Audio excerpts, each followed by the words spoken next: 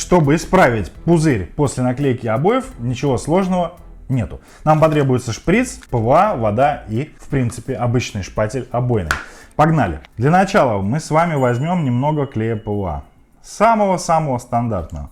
Вот такое количество будет достаточно, примерно граммов 7. И небольшое количество теплой воды. Примерно вот так. Чтобы немножко разбавить, так сказать, наш клей. Потому что он очень густой. Клей ПВА на водной основе, так что никаких проблем с его разбавлением водой нет. Далее нам потребуется обычный шприц 5-миллилитровый, вот такой вот. И все, просто набираем 5 миллилитров нашего средства. Стандартное явление в питерских домах, то есть от влажности иногда вот такая вот ситуация происходит. То есть обои были поклеены вроде бы хорошо, но со временем вот появился вот такой пузырь. Далее, что нам потребуется? Мы теперь, как заядлые хирурги, протыкаем с самого верху аккуратненько и заливаем туда клей. Прям все 5 миллилитров. Вливаем, вливаем, вливаем. Теперь аккуратно, вот таким вот образом, прогоняем вверх и вниз.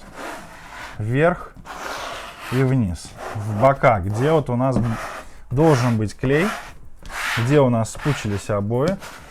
Вот таким вот образом все прогоняем везде, чтобы ПВА пропиталась.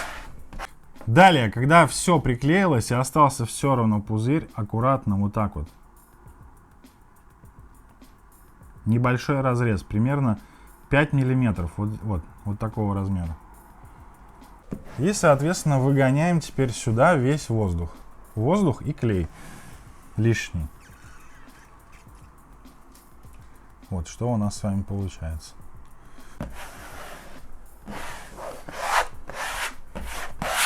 Все. И вот такого вот идеального результата спустя буквально 5 минут мы с вами получили.